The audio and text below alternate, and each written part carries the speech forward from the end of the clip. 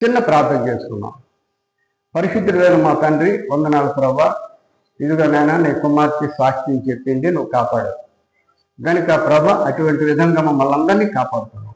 మేమందరము నీకు సాక్షులుగా జీవించడానికి సహాయం చేయండి. ఇదిగో ప్రభా, ప్రపంచంలో ఎంతమందో ప్రభా భయంకరమైనటువంటి వారు నీ యొక్క రాకడ దినములలో మాకు శ్రమలు సంభవిస్తున్నారు. నీ పరిశుద్ధ గ్రంథాన్ని దూషించినటువంటి వారు ఉన్నారు. నీ పరిశుద్ధ సేవకులని తండ్రి దూషించినటువంటి వారు ఉన్నారు. నీ పరిశుద్ధ స్థలాలని తండ్రి పాడు చేసినటువంటి వారు ఉన్నారు. ఇవన్నీ కూడా అంత్య దినములకు కారణం గనుక ప్రభు మేము గ్రహించి తండ్రి మెలకువ కలిగి నిన్ను పొందుకుంటూ జీవించేందుకు సహాయం చేయండి. ఇదిగో ప్రభ, వచ్చినటువంటి బిడ్డలందరినీ జీవించండి. రాలేనటువంటి బిడ్డలను తోడుకొని రండి. ఇంకా పనుల భారం మీద ఉన్నటువంటి బిడ్డలను ఇంకో సమయంలో వచ్చేందుకు సహాయం చేయండి. ఇదిగో ప్రభ, వచ్చినటువంటి బిడ్డలందరూ కూడా మాటలు వినటానికి వినికిడి దయచేయండి ప్రభ. చెవులు విప్పండి, హృదయము తండ్రి తెరవండి. నీ మాటలు విని అద్భుతమైనటువంటి నీ యొక్క ఆదరణకర్తనం మా మధ్యకు పంపించి మాట్లాడుతున్నావనే మేము గ్రహించి మేము తండ్రి మెలకువగా ఉండి మా జీవితాలను చక్కపరుచుకున్నట్టుకు సహాయం చేయండి. లైవ్లో చూస్తున్న బిడ్డలని కుటుంబాలన్నిటికీ దీవించమని నాయన, లైవ్లో చూసినటువంటి ప్రతి కుటుంబాన్ని నీ వెలుగులో ప్రకాశించి చేయమని యేసు పరిశుద్ధ నామములో మరి మరి వేడుకుంటూ ప్రార్థిస్తున్నాం తండ్రి. దేవునికి స్తోత్రం.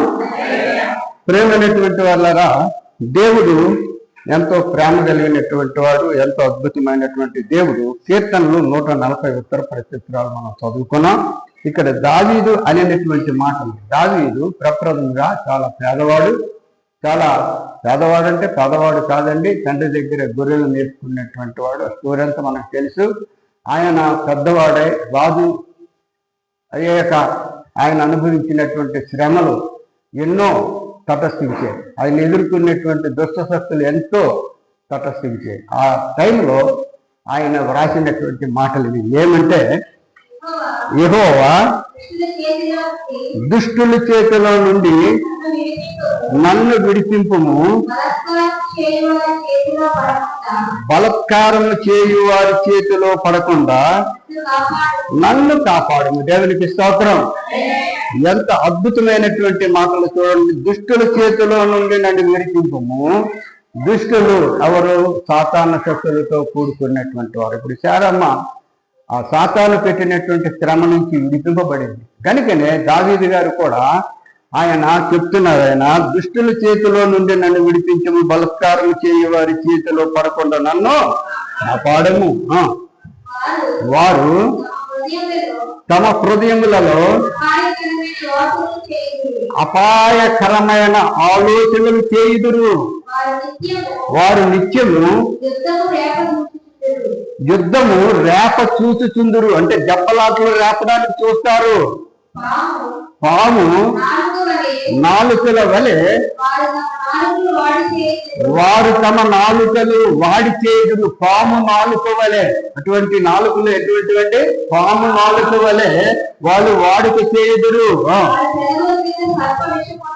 వారి పెదవుల క్రింద సర్ప విషమున్నది. యెహోవా భక్తిహీనుల చేతిలో పడకుండా నన్ను కాపాడము, బలత్కారము చేయు వారి చేతిలో నుండి నన్ను రక్షించుము. నేను అడుగు జారి పడినట్లు చేయుటకు వారు ఉద్దేశించుతున్నారు. ప్రేమైనటువంటి దేవుని బిడ్డలారా, ఇక్కడ దావీదు చెప్తున్న అడుగు జారి పడినట్లు చేయుటకు వారు ఉద్దేశించుతున్నారు. పరిశుద్ధ గ్రంథాన్ని దూషించినటువంటి అనేక మంది ఇప్పుడు బయలుదేరారు. పరిశుద్ధ గ్రంథాన్ని కాళ్ళతో తొక్కినటువంటి వారు ఎంతమందో బయలుదేరారు. దేవుని దూతలు వలె ఆయన ఏర్పాటు చేసుకున్నటువంటి సేవకులు విస్తరించి మాట్లాడుతుంటే ఆ మాటలను హేళన చేసినటువంటి వారు ఎంతమందో తయారయ్యారు. దేవుని కార్యక్రమాలని అడ్డుపెట్టినటువంటి వారు ఎంతమందో తయారయ్యారు. దేవుని యొక్క క్రమములు చెరపగలిగినటువంటి వారు ఎంతమందో తయారవుతున్నారు. ఇప్పుడు ప్రపంచంలో యూట్యూబ్ మీరు చూస్తే మీకు అర్థమవుతుంది. చాలా మంది కాల జ్ఞానాన్ని పడగొట్టడానికి చూస్తున్నారు. కాల పరిమితాలను చెరపడానికి చూస్తున్నారు. వీరందరూ కూడా ఎవరి సంబంధులండి? దుష్టుడి సంబంధం. కనుక జాగ్రత్తగా మనము జీవించడం ఎంతో శ్రేష్టమైనటువంటిది. ఏక గ్రీవము కలిగినటువంటి దేవుని బిడ్డలందరూ ఏక మనస్సు కలిగినటువంటి వారుగా ఉండాలి. అదే ఊర్లో నేను మర్చిపోయిన ఆ ఊర్లో ఉన్నటువంటి ఆలయాన్ని పాడు చేసేటప్పుడు సంఘమంతా ఒకటై అక్కడ పోరాడుతున్నారండి. దేవునికి స్తోత్రం. ఆ సంఘాన్ని దేవుడు ఎందుకు చూడండి? చూస్తాడా? తప్పకుండా చూస్తాడు. సంఘం చెరపుకుంటే వాళ్ళు చిన్న పిల్లలు మొదలుకొని పెద్దవారి వరకు సంఘం చెరపకుండా అందరూ కూడా ధ్వజమెత్తుతున్నారు. వారు ప్రాణాలు సైతం అర్పించడానికి చూస్తున్నారండి. గనుక కొంతమంది అయితే దేవుని యొక్క దూతలు హితవాదకులకు మంచి మనసుతో బోధిస్తున్నారండి. హితవాదం చేస్తున్నటువంటి వారిని మంచి మార్గంలో నడిపించడానికి దేవుని బిడ్డలు ప్రయత్నిస్తున్నారండి. ఎందుకో తెలుసండి? దేవుని రాకడ సమీపమై ఉన్నది. దేవుని రాకడ వస్తుంది. కనుక ప్రియమైనటువంటి దేవుని బిడ్డల రాకడ ఎంతో అద్భుతమైనటువంటి విషయాలు పూర్వము జరిగే ఎప్పుడు తొందరగా జరుగుతున్నాయి. ఇప్పుడు తొందరగా జరుగుతున్నాయి. ఇక్కడ చెప్తున్నాను, నేను అడుగు జారి పడినట్లు చేయుటకు వారు ఉద్దేశించుతున్నారు. దేవుని వాక్యం చెరపడానికి వారు చూస్తున్నారు. గర్విష్ఠులు నా కొరకు ఊరిని త్రాళ్ళను చాటుగా ఒడ్డి ఉన్నారు. వారు త్రోవ ప్రక్కన వలపరిచి ఉన్నారు. నన్ను పట్టుకున్నటకే ఉత్తల నొగ్గి ఉన్నారు. అంటే చెరపటానికి, దేవుని యొక్క ఆలయాలు చెరపటానికి, దేవుని యొక్క మాటలను చెరపటానికి, దేవుని యొక్క ప్రేమలను చెరపటానికి, దేవునికి విరుద్ధంగా ఉండడానికి వాళ్ళు భక్తులలాగా కనబడతారండి. వాళ్ళు నమ్ముతారండి. వాళ్ళు ఎలా ఉంటారంటే అక్రమమైనటువంటి ప్రజలండి. దానికి దేవుని సంఘమంతా ఎలా ఉండాలండి? ఏకగ్రీవముగా ఉండాలి. మీకు మరి ఒకసారి చెప్తున్నాను, మన గృహాలు పాడు చేయడానికి ఎవరైనా వచ్చారనుకోండి, మన సొంత ఇల్లు, అప్పుడు మనకు ఎలా ఉంటుందండి? ఆ గృహము కంటే విలువైనటువంటిది ఏదండి? దేవుని ఆలయం. చెప్పరైతే దేవుని ఆలయం. అలాంటప్పుడు మనం ఎలా ఉండాలండి? మన గృహాలకి విలువైనటువంటి దేవుని ఆలయాన్ని పాడు చేసినటువంటి వారి కొరకు మనము ప్రార్థన చేస్తూ ఎదుర్కోవాల్సినటువంటి అవసరం ఉందా లేదా? అద్వైతంగా మాట్లాడుతున్నారండి. యూట్యూబ్లు మీరు చూస్తే అద్వైతంగా బైబిల్ దూషిస్తున్నారు, యేసుప్రభుని దూషిస్తున్నారు, యేసుప్రభు శిష్యుల్ని దూషిస్తున్నారు, యేసుప్రభు సేవకులు దూషిస్తున్నారు. వాళ్ళని దెబ్బలాడటం కాదండి, కొట్టేయాలంటే కొట్టేస్తారు. మనవాళ్ళు కొట్టేస్తారు దేవుని బిడ్డలు. వాళ్ళకి ఎందుకు ఎక్కలేని బలము, దావీదుకి ఇచ్చినట్టు బలము ఎందుకు ఇవ్వడు దేవుడు? అగ్నిగుండంలో వేసేసినటువంటి వాళ్ళని వేసినటువంటి నలుగురిని వేసినటువంటి కాపాడినటువంటి దేవుడు ఎందుకు కాపాడు? తిరగబడగలరు.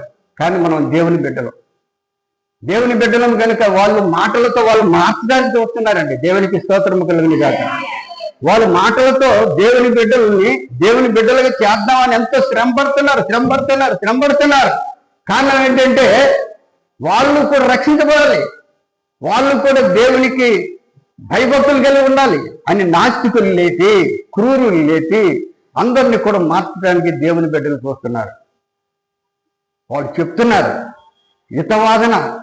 వాళ్ళు హితవాదన చేసినటువంటి వాదనకు చక్కని సమాధానాలు ఇస్తున్నారు. నేను అనుకుంటాను, ఇలా బుద్ధి లేదైతే వాళ్ళతో ఎందుకు వాదన? మన భక్తి మంది కదా, వాళ్ళు పోతారు వాళ్ళ మీద, వాళ్ళతో మాట్లాడకూడదు అసలు అని నేను అనుకుంటే తర్వాత ఆలోచించి ప్రార్థనలో నాకు ఏమొచ్చిందో తెలుసండి, హితవాదకులను వారిని మార్చడానికే మన సేవకులు వాళ్ళతో మాట్లాడుతున్నారు. దేవునికి స్తోత్రం. వాళ్ళు దేవుని యొక్క ప్రేమను తెలుసుకోవాలని మొత్తం బైబిల్ అంతా కూడా వాళ్ళకి విప్పి చెప్పినప్పటికీ కూడా కొందరు లొంగకుంటున్నారు. లొంగపోతే లొంగపోయినటువంటి చెప్పడం మన ధర్మం. అదేవిధంగా ఈరోజు దేవుని ఆలయాల్లో అనేకమైనటువంటి వర్తమానాలు వినిపింపబడతా ఉంటాయి. ఎందుకంటే దేవుని రాకడ. ప్రేమైనటువంటి దేవుని బిడ్డలారా గమనించండి. ఇదే ధ్యాన భాగంలో మనం చూసినట్లయితే ఐగుప్తు దేశంలో ఎవరు ఉండేవారండి? ఏసేపు. ఐగుప్తు దేశంలో ఏసేపు ఉండేవాడు. ప్రియులారా, యేసేపు ఎన్ని శ్రమలు పడ్డాడో మీకు అందరికీ తెలుసు. మళ్ళీ అంత కథలు చెప్పానంటే లేట్ అవుతుంది. యేసేపు అన్నదమ్ములు ఎంతమంది అండి? వాళ్ళు 12 మంది. 12 మంది యాకోబు కొడుకులు. యాకోబు కొడుకులు 12 మంది అయితే 12 మందికి తండ్రి బోధించుకుంటూ ఉండడు. తండ్రి అయితే దేవుని యందు భయభక్తులు కలిగినటువంటి వాడు కనుక ఐశ్వర్యము ఘనతలు అన్ని వచ్చాయి. ఆ 12 మందికి కూడా యాకోబు బోధించే ఉన్నాడు, దేవుని మార్గాలు బోధించే ఉన్నాడు. కానీ 12 మందికి ఎక్కలేదండి. ఎంతమందికి ఎక్కిందో తెలుసండి? ఒక్క యేసేపుకే. దేవునికి స్తోత్రం. నా చిన్నతనంలో మేము 9 పిల్లలు, మా నాన్నకి మా అమ్మకు. 9 కూడా మొత్తం 11 మంది 4 గంటలు లేచి ఆ 11 మందికి మా నాన్నగారు దేవుని మాటలు చెప్తూ ఉంటే నేను 5-6 సంవత్సరాలు కుర్రవాడినప్పుడు అలాగే ఆలకించేవాడు, బహుగా ఆలకించేవాడు. ఆలకించి మా అక్కలు, వాడు రక్కేళ్ళు, అన్నయ్యలు అందరూ ఆలకించేవారు. మా నాన్న చెప్పినటువంటి మాటలు మనస్సులో ఉంచుకొని ఈరోజు మంచి సేవకులుగా మారారండి. దేవునికి స్తోత్రం.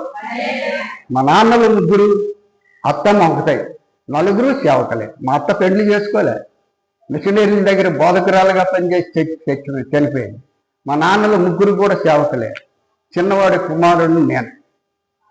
మా నాన్న చెప్పినటువంటి మాటలు మేమందరం వినేవాళ్ళం. ఇక్కడ 12 మంది కూడా యాకోబు మాటలు విన్నారు, కానీ అందులో ఒక్కడే రక్షణ పొందుకున్నాడు.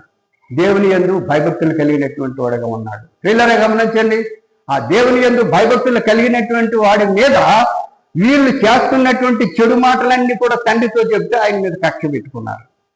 ఆయన మీద కక్ష పెట్టుకున్నారా లేదా? ఈరోజు నేను చెప్తున్నాను, సద్భక్తితో బ్రతకను ఉద్దేశించే వారందరికీ కూడా కష్టాలు వస్తాయి.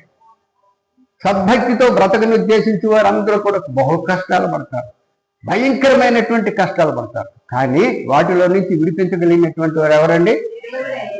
అక్కడ యేసేపుని దేవుడు ఎంతో ప్రేమగా చూస్తున్నాడు. దూరమని అన్నలు మేకలు మేపించడానికి వెళ్ళిపోయారు గొర్రెలకి. తండ్రి కొన్ని రొట్టెలు తీసుకెళ్ళి, నాయన నీ అన్నలు 3 రోజులు అయిందిరా, వెళ్ళి గనుక నువ్వు వెళ్ళు, ఈ రొట్టెలు మీ అన్నలకి ఇచ్చిస్తే ఎంతో బాగుంటుంది, వాళ్ళు ఎంతో తిని తృప్తిపరచబడతారని చెప్పేటప్పుడు యేసేపు వాళ్ళ అన్నల దగ్గరకు వెళ్తాడు. బయలుదేరి ఏ ఊర్లో ఉన్నాడు, ఎక్కడున్నాడు, ఎలాగున్నాడు, మా అన్నలేరి అడుక్కొని వెళ్తూ ఉంటాడు. ఒక ముసలాయన చెప్తాడు, నాయన ఇప్పుడే ఇటు పక్కకి వెళ్ళిపోయారు, ఈ యొక్క పడమటి పక్క వెళ్ళిపోయారు కనుక ఇటు వెళ్ళి ఉంటారు అని చెప్పేటప్పుడు ఆ ప్రక్కనే వెళ్తూ ఉంటాడు. ప్రక్కన వెళ్తే దూరం నుంచి అన్నల్ని చూస్తాడు. దూరం నుంచి అన్నాలు చూసిన తర్వాత ఆనందభరితుడైపోతాడు. ఇదిగో మా అన్నయ్యని కనిపించాడు, నేను ఈ రొట్టెలు తీసుకెళ్ళి మా అన్నలు తీసుకెళ్ళి ఎంతో సంతోషంగా తృప్తిగా తింటారని ఆనందంతో యేసేపు వెళ్తా ఉంటే ఆ 10 మంది అన్నలు యేసేపుని చూసి ఏమనుకుంటున్నారు? అడుగరా, మన విరోధి వస్తున్నాడు, మనం ఏం చేసినా మన నాన్న చెప్పేశాడు కదా, ఆయన వంతొద్దు చంపేద్దాం అని వీళ్ళు ఎదురు చూస్తున్నారు. మా అన్నయ్య అని ప్రేమగా వెళ్తున్నాడు యేసేపు. దగ్గరికి ఇంకా వెళ్ళలేదు, ఆయన పట్టుకుని చితగొట్టేశారు. చితగొట్టేసిన తర్వాత ఏం చేశారండి? ఒక నీళ్ళు లేని గుంటలో పడేశారు. గుంటలను పడేసిన తర్వాత అవన్నీ వివరించి ఇంకో రోజు వివరించుకుందాం, ఎప్పుడు మీకు చెప్తున్నానని. ఆ నీరు లేని గుంటలో పడేసి అక్కడికి ఐగుప్తు వెళ్ళటానికి 2 మనుషులు వస్తున్నారు. వాళ్ళు ఇస్మాయేలీ అన్నదమ్ములే. వాళ్ళకి అమ్మేశారు. ఇతన్ని తీసుకెళ్లారు. ఎన్ని కష్టాలు పడ్డాడు చూడండి. అక్కడ అమ్మేసిన తర్వాత అక్కడ పొరో దగ్గర పనిచేస్తున్నటువంటి ఒక నాయకుడికి వాళ్ళు అమ్మేశారు. యేసేపు ఎక్కడ అడుగు పెడితే అక్కడ వెలుగు. దేవునికి స్తోత్రం. ఓ దేవుని బిడ్డలారా, ఇక్కడ కూర్చున్నటువంటి వారు నిజమైనటువంటి మీరు దేవునిలో ఉంటే మీరు అడుగు పెట్టి ప్రతి స్థలంలో వెలుగు ప్రకాశిస్తారు. అందరూ కూడా వినండి, యేసేపు అడుగు పెట్టి ప్రతి స్థలంలో కూడా చక్కని వెలుగు ప్రకాశిస్తుంది.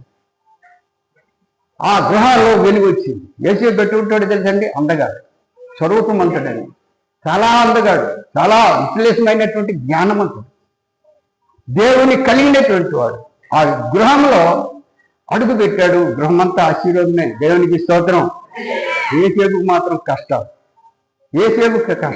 యేసేపు అందగాడు, స్వరూపమంతుడు, చాలా గుణవంతుడు, బుద్ధిమంతుడు. గనుకనే అక్కడ తల్లిలా భావించినటువంటి ఆ స్త్రీ ఆయన మీద మనసేసింది, ఆయన మీద మనసేసింది. కానీ యేసేపు లొంగాడా? ఈ రోజులో స్త్రీకి కానీ పురుషుడికి కానీ చిన్న అన్నం ఉందనుకోండి, ఒళ్ళు ఇరుసుకొని నడుస్తారు కదా, ఒళ్ళు ఇరుసుకొని నడిచే లోకానికి ఇచ్చేస్తారు. ఆ పురుషుడికి ఒళ్ళు చూసుకొని నాది ఒళ్ళు బలిసొమ్మి, నేను అందగాను, నేను ఎలాటోను అనుకుని విరవై తిరుగుతారు. ఆ స్త్రీ కూడా అలాగే అసహ్యంగా ఉన్నప్పటికి కూడా అదొక పెద్ద గ్రేట్ అనుకొని తిరిగి వాళ్ళ జీవితాలు పాడు చేసుకుంటున్నారు. యేసేపు అటువంటి వాడు మాత్రం కానే కాదు. ఆయన స్వరూపాన్ని కానీ, ఆయన అందాన్ని కానీ, ఆయన జ్ఞానాన్ని కానీ లోకానికి ఇవ్వలేదు. ఎవరికి ఇచ్చాడు? ఆయన దేవునికి ఇచ్చాడు. కనుక ఆయన బహుగా ఆశీర్వదించబడ్డాడు. ఆ జైలు ఆ ఆవిడ మోహించేటప్పుడు ఆయన ఒప్పుకోకుండా బలవంతం పట్టుకుంటే చొక్కా విడిచిపెట్టి పారిపోతాడు. పారిపోతే ఆవిడ ఏం చేస్తుందండి? అందరిని పిలిచి ఇదిగో యేసేపు నన్ను బలవంతం చేశాడని ఆయన మీద నింద మోపుతాడు. ప్రియులారా, ఈ రోజుల్లో దేవుని బిడ్డలకి ఎన్నో నిందలు వస్తాయి, ఎన్నో ప్రమాదాలు వస్తాయి. అయినప్పటికీ కూడా గడవవలసిన అవసరమో లేదు. ఇక ఆయన ఏం చేస్తాడు? భర్త వస్తాడు, జైల్లో వేసేస్తాడు. జైల్లో వేసిన తర్వాత జైలు ఏంటంటే జైల్లో అడుగు పెట్టేసరికి వెలిగాయి. దేవునికి స్తోత్రం. అక్కడ ఆ జైలు అధికారి యేసేపుని ఎంతో ప్రేమిస్తాడు. ఎంతో ప్రేమించి ఆ జైల్లో ఉన్నటువంటి వారి అందరి మీద అతన్ని ఒక అధికారిగా పెడతాడు. అక్కడ అధికారిగా పెడతాడు. అంచెంచెలు యేసేపు ఆశీర్వదింపబడ్డాడు. అక్కడ అందరికీ భోజనాలు ఏర్పాటు చేసే జ్ఞానవంతుడు యేసేపు. ఈ సమయంలో అక్కడ ఇద్దరు కలలు కాశారు. ఇద్దరు కలలు కాసిన తర్వాత వాళ్ళు విచారంగా ఉన్నారు. యేసేపు వెళ్ళి అడుగుతాడు, ఏటివి యొక్క ఉద్దేశాలు అని చెప్పేటప్పుడు యేసేపుతో ఆ కళలు చెప్తారు. కళలు చెప్తే కళలకి అర్థాలు చెప్పేస్తారు. ఎంత జ్ఞానం ఉందో చూడండి యేసేపు. ప్రేమైనటువంటి దేవుని కుమారుడ కుమార్తె, ఈరోజు దేవుల్లో నువ్వు నడిస్తే నీకు తక్కువ జ్ఞానం ఉండదు, ఎక్కువ జ్ఞానం ఉంటుంది. ఆ కళల స్వభావం చెప్పాడు. చెప్పిన తర్వాత పానదాయకులు వాడికి చెప్పాడు, నువ్వు రాజుగారు నేను ఉద్యోగంలో జాయిన్ చేసుకుంటావు, నీకు యథావిధి ఉద్యోగం వస్తుంది అన్నాడు. ఇంకొక కళ కాసినోడికి చెప్పాడు, నువ్వు వెళ్ళిన వెంటనే నిన్ను ఉరి తీసేస్తాడు. అలాగే విడుదల పొందుకున్నారు. ఆ పానదాయకులుడు మరి వెళ్ళేటప్పుడు యేసేపు చెప్పాడు, ఇదిగో నువ్వు విడుదల అయినప్పుడు నన్ను జ్ఞాపకం చేసుకున్నాడు, కానీ అతను మర్చిపోయాడు. మంచి వాళ్ళు చేసినటువంటి కొన్ని సూచనలు మర్చిపోతుంటారండి. మర్చిపోయి వాళ్ళకి జ్ఞానం ఉండదండి. నువ్వు ప్రేమగా ఉలి చూస్తావు, వాళ్ళు నీ మీద తిరగబడతా ఉంటారు. అవునా కాదు చెప్పండి? నువ్వు ప్రేమగా చూసినటువంటి వరకు ఒకసారి తిరగబడతా ఉంటారు నీ మీద. ఇక్కడ ప్రేమగా చూసాడు యేసేపు, అతను వెళ్ళాడు, మర్చిపోయాడు. కొన్ని దినాలు అయిన తర్వాత అతను కలగాస్తాడు. ఎవరు? ఫరోరాజు. ఫరోరాజు కలగాసిన తర్వాత ఫరోరాజు ఆ కళను మరి అర్థం కావాలని శాస్త్రులను, అక్కడ ఉన్నటువంటి పరిచయులను, ఇంకా నానా విధములైనటువంటి మరి జాతకాలు చెప్పినటువంటి వారిని, ఇంకా మంత్రగాలను అందరినీ పిలిపిస్తాడు. ఎవరు కూడా చెప్పలేకపోతారు. కానీ అప్పుడు గుర్తుకొచ్చాడండి పానదాయకులు. రాజు విచారం పడిపోయి విఫలమైపోతున్న మూమెంట్లు వెళ్ళి, రాజా రాజా జైల్లో ఒక అతను ఉన్నాడు, మాకు చెప్పాడు కలభావాలు, అతని కలభావాలు చెప్పినటువంటి విధముగా మాకు నెరవేరాయి కనుక ఆయన తెప్పిస్తే చెప్పేస్తాడయ్యా అని అప్పుడు చెప్పాడు. చూసారా దేవుడు ఎంత ప్రేమ కలిగినటువంటి వాడు. నువ్వు కష్టాలు పడుతున్నావు, నువ్వు ఎన్నో బాధలు పడుతున్నావు, ఎన్నో నీకు ఇబ్బందులు వస్తున్నాయి, లేదంటే నీకు మనసు ఎంతో బాధగా ఉండేటప్పుడు మనము సోలిపోకూడదు. యేసేపు సోలిపోలే. సద్భక్తితో బ్రతుకుని ఉద్దేశించి వారందరూ కష్టాలు పడతారు. సంతుష్టి సహితమైన దైవభక్తి గనుక అతను సంతుష్టి సహితమైన దైవభక్తి నిరూపించాడు. కనుక యేసేపు రాజ్యంలో పిలిపించారు.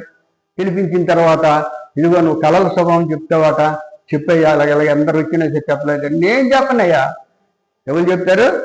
దేవుడే చెప్తాడన్న కళ భావం చెప్పేటప్పుడు ఆయన ఎంతో సన్మానించి ఆ ఐగుప్తు దేశం అంతటికీ కూడా ఒక నాయకుడిగా, ఒక రెండవ రాజుగా దేవుడు ఏర్పాటు చేశాడు. దేవునికి స్తోత్రం. ప్రేమైనటువంటి దేవుని బిడ్డలారా, దేనికి నేను ఈ విధముగా చెప్తున్నానంటే అటువంటిదే ఇక్కడ మనం చదువుకున్నటువంటి జ్ఞాన భాగం కూడా. అటువంటిదే చదువుకున్నటువంటి జ్ఞాన భాగం. కారణం ఏంటంటే ప్రియులారా, లోకాన్ని చూసి మనం ఒళ్ళేరకూడదు. మనకింత డబ్బు ఉంది కదా, ఇంత ధనం ఉంది కదా, ఇంత ఇది ఉంది కదా అని ఎప్పుడు కూడా మన అందాన్ని చూసి కానీ, మనకు ఉన్నటువంటి వాటిని చూసి కానీ మనం ఎప్పుడు కూడా, కానీ దేవునిలో నువ్వు దేవుడు నీలో ఉంటాడు. నీకు ఏది అవసరమో దేవుడు తెలుసు, నిన్ను ఎలా చూడాలో దేవుడు తెలుసు. కానీ కొంతమంది ఏం చేస్తారో తెలుసండి, అవసరాలు తీర్చుకోవడానికి కొంతమంది చూస్తారు. అవునా కదా?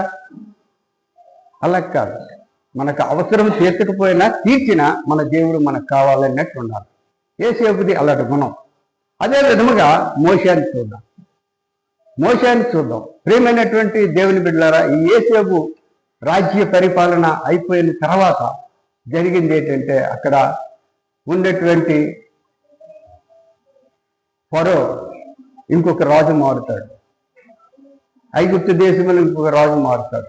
యోసేపు ఉన్నప్పుడు తన తండ్రి, తన అన్నదమ్ములు మొత్తం ఐగుప్తు దేశానికి ఎంతమంది వచ్చారని చెప్పుకున్నాం మనం? 70 మంది. వాళ్ళ సంతతంతా 70 మంది. రామాసేన అనే ప్రదేశంలో యోసేపు ఉంచుతాడు. రాజు యొక్క పర్మిషన్ తీసుకొని అక్కడ ఉంచిన తర్వాత అక్కడ వాళ్ళు విస్తారంగా పెరుగుతుంటారు. యోసేపు కాలంలో ఉన్నటువంటి రాజు చనిపోయాడు. తర్వాత యోసేపు చనిపోయాడు. యోసేపు ఎన్ని సంవత్సరంలో బ్రతికాడో తెలుసండి? 110 సంవత్సరములు. యోసేపు ఎన్ని సంవత్సరంలో బ్రతికాడు? యోసేపు తండ్రి ఎవరు? యాకోబు ఎన్ని సంవత్సరాలు బ్రతికాడో తెలుసండి? 147. ఎన్ని సంవత్సరాలు? 147. మరి కొద్దిగా చూస్తే కొద్దిగా లేట్ అవుతుందని నేను చెప్పేస్తున్నాను. చూడండి, యోసేపు జీవించిన సంవత్సరములు ఆది కాండము 50:26. యోసేపు 110 సంవత్సరముల వాడే చచ్చిపోయాను. తర్వాత యాకోబు ఆది కాండము 47:28 ఉంటాడు. ఆది కాండము యాకోబు ఐగుప్తు దేశంలో 17 సంవత్సరములు ఐగుప్తు దేశంలో ఉన్నాడు. యాకోబు జీవించిన దినములు అనగా అతడు జీవించిన సంవత్సరములు 147. గమనించారా? యోసేపు ఎన్ని సంవత్సరాలు జీవించాడు? 110. తన తండ్రి యాకోబు ఎన్ని సంవత్సరాలు జీవించాడు? 147. యాకోబు తండ్రి ఎవరు? ఇస్సాకు. యాకోబు తండ్రి ఎవరు? ఇస్సాకు. ఇస్సాకు జీవించిన సంవత్సరములు ఎన్నో తెలుసండి? 180. అది తీసి చదివితే లేటు, రేపు మీ ఫిజ్లో అడుగుతారు. ఇస్సాకు జీవించిన సంవత్సరములు ఎన్ని? 180. అబ్రహాము జీవించిన దినాలు ఎన్నో తెలుసండి? ఇస్సాకు తండ్రి ఎవరు? అబ్రహాము జీవించిన సంవత్సరములు 175. గుర్తుపెట్టుకోండి, రేపు ఫిజ్లో మిమ్మల్ని అడగవచ్చు. అబ్రహాము దేవుడు పిలిచాడు, ఆశీర్వదించాడు. ఆయన మొత్తము జీవించిన సంవత్సరములు 175. శారా ఎన్ని సంవత్సరాలు జీవించింది తెలుసా? మొన్నే చెప్పాను, 127. అబ్రహాము 175. ఇస్సాకు 180. యాకోబు 147. యోసేపు 110 సంవత్సరాలు జీవించిన తర్వాత అందరూ చచ్చిపోయారు. చచ్చిపోయిన తర్వాత దేవుని ప్రజలు విస్తరించడం ప్రారంభించేటప్పుడు ఇంకొక కొత్త రాజు వచ్చాడు. కొత్త రాజు వచ్చి ఆ రాజు అంటాడు, ఇప్పుడు చదవబడినటువంటి జ్ఞాన భాగంలో మనం చూసినట్లయితే ఆ రాజు ఏం చేస్తాడో చూడండి. మరియు 15వ వచనం నుంచి మనం చదువుతున్నాం. నిర్గమకాండము 1వ అధ్యాయం 15వ వచనం నుంచి. మరియు ఐగుప్తు రాజు సిప్రాపూయ అను ఈ ప్రదేశానికి చెందినటువంటి మంత్రసానులతో మాట్లాడి, మీరు హెబ్రీ స్త్రీలకు మంత్రసాని పని చేయించు వారిని కాన్పు పీఠముల మీద చూచినప్పుడు మగవాడైన ఎడల వారిని చంపండి. మగవాళ్ళైతే వారిని చంపండి. ఎందుకంటే దేవుని ప్రజలు ఐగుప్తులో విస్తరిస్తున్నారు. విస్తరించేటప్పుడు అక్కడ ఫరో రాజు, ఒక నాయకులు ఒక కుట్ర పన్నుకున్నారు. ఇదిగో వీళ్ళు విస్తరించేసారనుకో, మనకు మీదకి ఒకళ్ళు తిరగబడితే మనకు బలం చాలదు గనుక మనం ఏం చేద్దామంటే అక్కడ అందరికీ కూడా ప్రకటిస్తాడు. ఆ మంత్రస్థానాలను పిలిపించి ఫరో రాజు అక్కడ ఉన్నటువంటి నాయకులు చెప్తారు, ఇదిగో మీరు ప్రసవం చేయడానికి వెళ్తారు కదా, నడుచులు కదా, వెళ్ళేటప్పుడు ఆడపిల్ల పుడితే బ్రతికినవ్వండి, మగపిల్లలు కూడా పుడితే చంపేయమంటాడు. చంపేయమంటే నేను చెప్పేస్తాను కదా, అక్కడ ఆడపిల్లలు తక్కువ పుడుతున్నారు, మగపిల్లలు పుడుతున్నారు. మగపిల్లలు పుట్టేసరికి ఆడపిల్లల్ని బతకనిస్తున్నారు, మగపిల్లల్ని చంపేయమంటున్నారు. చంపేయమంటే మంత్రసానులు దేవుని యందు భయభక్తులు కలిగినటువంటి వారు. ఆ చదువుతున్న వాళ్ళు చదువుకోండి. దేవుని యందు ఎటువంటి వారాలు? భయభక్తులు కలిగినటువంటి వారు. మంత్రసానులు యోసేపు వలె దేవునిని ప్రేమించగలిగినటువంటి వారు. వారి యొక్క గుణగణములన్నీ కూడా దేవునికి సమర్పించుకునేటువంటి వారు. దేవుని యొక్క శక్తి వలన వాళ్ళు ప్రసవాలు కూడా చేస్తారు. అప్పుడు దేవునికి భయపడి వాళ్ళు రాజు చెప్పినటువంటి ఆ యొక్క క్రమములు పాటించారు. గనుక దేవుడు వారిని బహుగా ఆశీర్వదించాడు, దేవుడు బహుగా దీవించాడు. వారి కుటుంబాలని వాళ్ళు విస్తరింపజేశాడు. ఎవరిని? మంత్రసానుల తాలూకా కుటుంబాలు. గనుక ఈ విధముగా చేసేటప్పుడు రాజు పిలుస్తాడు వాళ్ళని. ఏంటి మగపిల్లలు ఎక్కువ పుట్టేస్తున్నారు, వాళ్ళు పెంచరేటి, వాళ్ళు చంపరేటి మీరు అని చెప్పేటప్పుడు వీళ్ళు తెలివైన మాటలు దేవుడు ఇస్తాడండి. జ్ఞానము తెలివి మాట్లాడతారు. ఏమంటారో తెలుసండి, ఇదిగో హెబ్రీ స్త్రీలు అంటే దేవుని ప్రజలు చాలా తెలివైనటువంటి వారు. ఎవరము ఎల్లక ముందే వాళ్ళు కనేస్తున్నారు, అలాంటప్పుడు మేమే చేస్తామండి అని తప్పించుకున్నారు. సరే కదా, ఇక అక్కడ ఆర్డర్ ఇస్తాడు. ఏమైనా ఆర్డర్ ఇస్తాడంటే 2 సంవత్సరాల లోపు పిల్లలందరినీ కూడా పారేయండి, మగపిల్లలు పుట్టినటువంటి వాళ్ళందరినీ కూడా నీటిలో సముద్రంలో పారేయండి, ఆడపిల్లల్ని బ్రతకనివ్వండి అని ఆయన ప్రకటించేటప్పుడు ఈ విధముగా మగపిల్లల్ని ఆ నదిలో పారిస్తే ఎంత ఘోష తల్లిదండ్రులు కడతారు చెప్పండి. యేసుక్రీస్తు ప్రభువు పుట్టినప్పుడు కూడా ఇదే జరిగింది, అవునా కాదా? ఇదే జరిగింది. యేసు ప్రభువు ఆ యొక్క ఆ బెత్లెహేములో పుట్టాడని తెలిసి మగపిల్లలందరినీ 2 సంవత్సరాల లోపలందరూ చంపేయమంటాడు. లోకరక్షకుడు అయినా వస్తున్నాడు, లోకాన్ని కాపాడడానికి వచ్చినటువంటి వాడిని నశింపు చేసేయమంటున్నాడు ఈ రాజు. అక్కడ ఫరో రాజు చంపేయమంటున్నాడు కానీ యేసు ప్రభు దొరికాడండి? దొరకలేదు. అదే విధముగా ఇక్కడ 2 సంవత్సరాలు అంటే మగపిల్ల వాళ్ళందరినీ కూడా చంపేయమంటారు.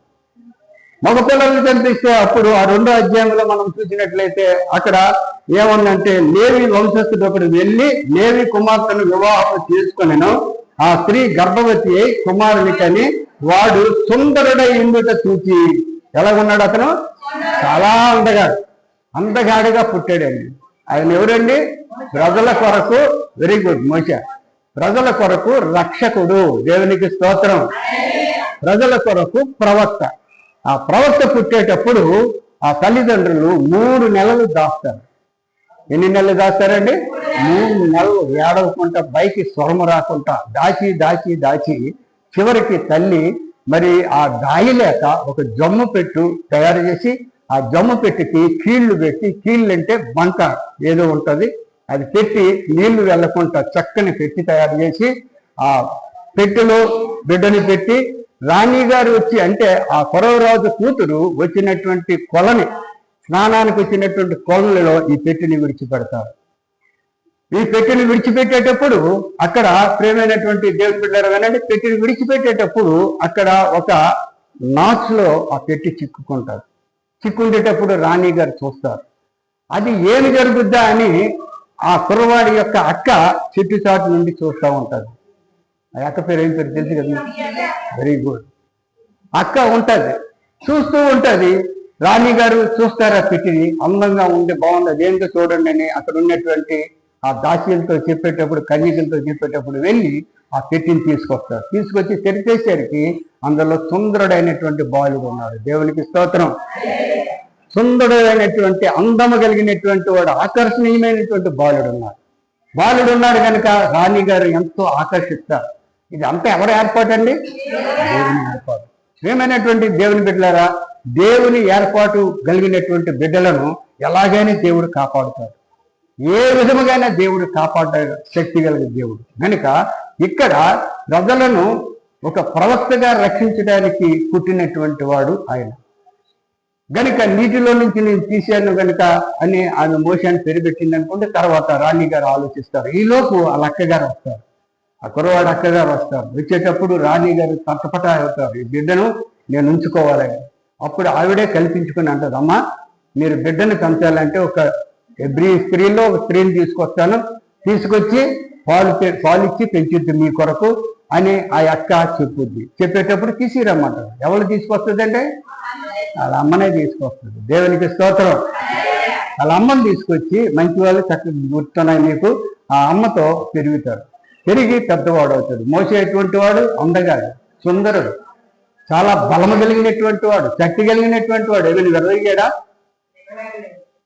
కానీ రాణి గారి కొడుకు అనిపించుకున్నాడు. రాణి గారి కొడుకు అంటే రాణి గారికి ఎంత ఆస్తి ఉంటుందండి? ఆస్తి అంత ఎవరిదండి? కొడుకుదే కదా. ఆస్తికి ఆశించలే. ఎవరికి ఆశించాడైనా? దేవునికి ఆశించాడు. నాకు కష్టాలు కావాలి కానీ నాకు ఒక సుఖభోగాలు వద్దు అని ఆశించాడు. ప్రియమైనటువంటి దేవుని బిడ్డలారా, ఈ రోజుల్లో కాస్త మనకి ఏమి కలిగినా సరే మనం విర్రవీగుతామేమో, కానీ మోసే విర్రవీగలేదు.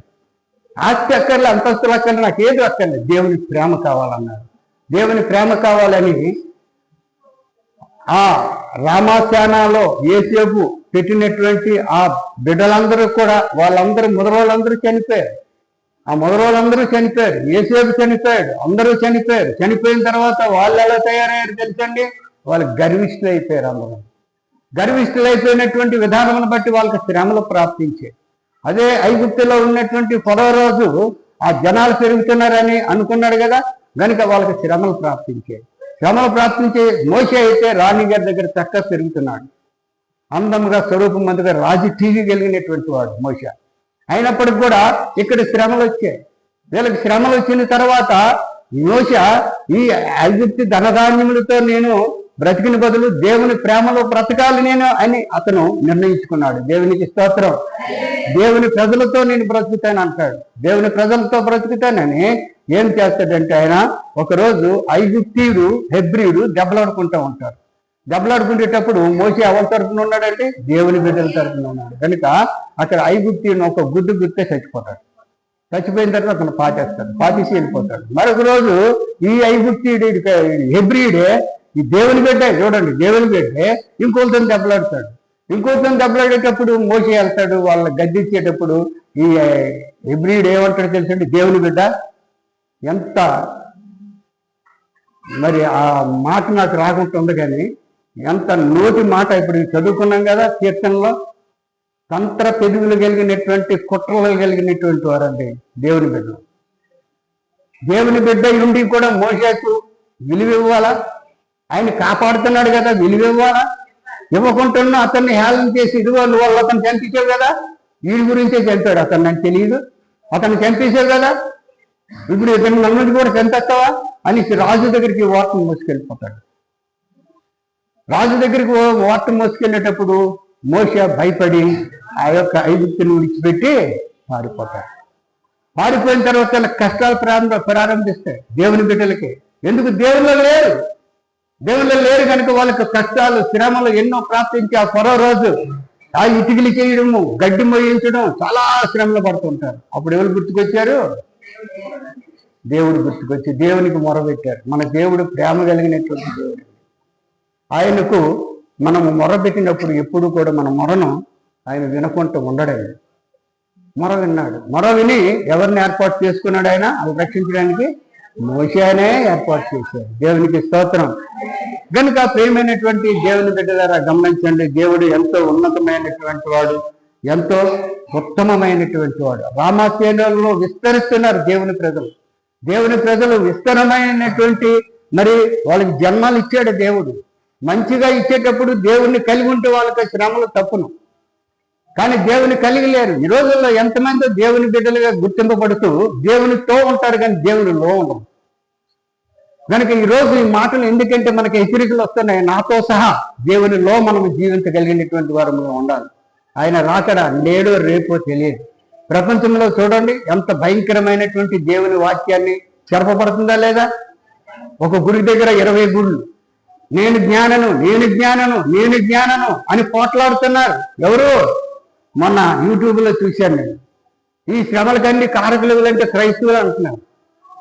క్రైస్తవులే, పాస్టర్లే చాలా భయంకరంగా ఉన్నారు. పాస్టర్లే కాదు, క్రైస్తవులు ఉన్నారు.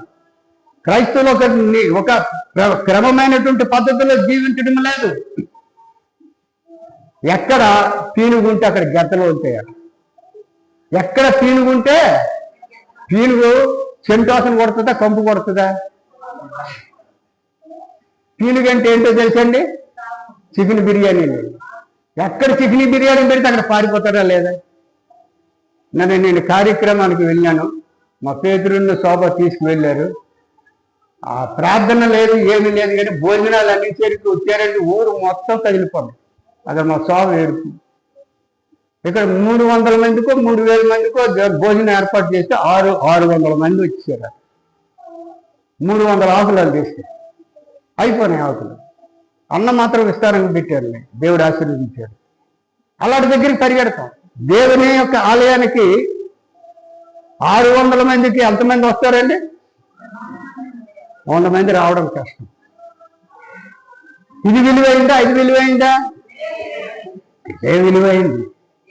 ఏమి తిండమో ఏమి తాగుదమో వద్దు, ఆయన రాజ్యాన్ని కొరకు నీతి కొరకు శ్రమపడండి, అప్పుడు మీకు ఇవన్నీ కూడా దొరుకుతాయి అని దేవుడు మనకు ఇచ్చినటువంటి గొప్ప భాగ్యాన్ని మనము దూరపరుచుకుంటున్నాం. కనుక ప్రేమైనటువంటి దేవుని బిడ్డలారా గమనించండి, మనం ఎప్పుడు కూడా దేవునిలో జీవిద్దాం. దేవునితో కాదు, దేవునిలో జీవిద్దాం. మనకున్నటువంటి జ్ఞానమును బట్టి కాదు, మనకున్నటువంటి అందమును బట్టి కాదు, మనకున్నటువంటి ఆస్తులను బట్టి కాదు, మనకున్నటువంటి తెలివిని బట్టి కాదు, కానీ మనం ఎవరిని బట్టి జీవించాలి? దేవుని బట్టి. దేవునికి స్తోత్రం కలుగును గాక. దేవుని బట్టి జీవించి దేవునిలో మనం అందరము కూడా ఎల్లవేళలు కూడా ఆయన రాకడ పర్యంతం వరకు ఎత్తబడినటువంటి సంఘముగా ఉండాలని మీకు అందరికీ హెచ్చరిస్తూ కొద్ది మాటలతో ముగిస్తున్నాను. దేవుని స్తోత్రం. ప్రార్థన చేసుకున్నాం. పరిశుద్ధుడైన మా తండ్రి వందనాలు. ఎంతవరకు మీరు మాతో మాట్లాడారు ప్రభా. ఈ మాటలు తండ్రి మా హృదయాల్లో భద్రపరుచుకుంటూ నీ కొరకు మేమందరిని జీవిస్తూ నాయన గొప్ప మేలులు నువ్వు చేస్తావు. ఆ మేలును మేము పొందుకుంటూ జీవించడం సహాయం చేయమని. వచ్చినటువంటి బిడ్డలందరినీ జీవించమని, లైవ్లో చూసినటువంటి బిడ్డలందరినీ ఆశీర్వదించమని నాయన. ఇక్కడ కార్యక్రమం చేస్తున్నటువంటి యవనస్తులందరినీ జీవించి విస్తారంగా తండ్రి వాళ్ళకి ఆశీర్వాదం లేవండి. మాటలు విన్నటువంటి ప్రతి కుమారుడు కుమార్తెకి కూడా విస్తారమైనటువంటి జీవనుడు తండ్రి మీరే ఘనత పొందుకోమని యేసు పరిశుద్ధ నామములో మరి మీరు వేడుకుంటూ ప్రార్థిస్తున్నాం తండ్రి.